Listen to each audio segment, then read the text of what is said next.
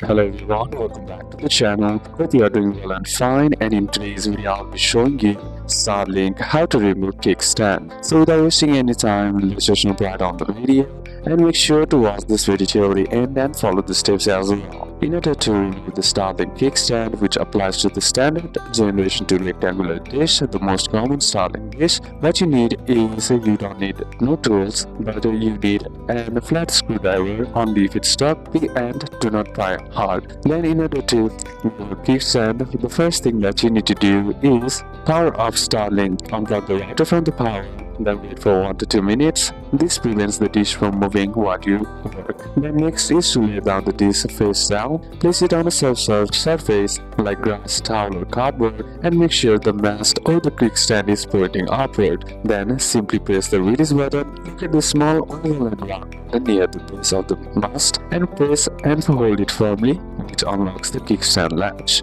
Then next is to pull the kickstand straight out. While holding the button, simply pull the mast straight out, and slightly twisting is okay, but do not bend or pry sideways. The kickstand will slide out smoothly when aligned correctly. Then, once removed, you can now install roof mount, pole mount, wall mount, tripod mount, and all official mounts slide into the same socket. So these are a couple of steps that you can apply, and that's it for today's video, guys. Hope this video was useful to you. Leave a like if it did, comment down any questions that you have, and see you soon on the next one.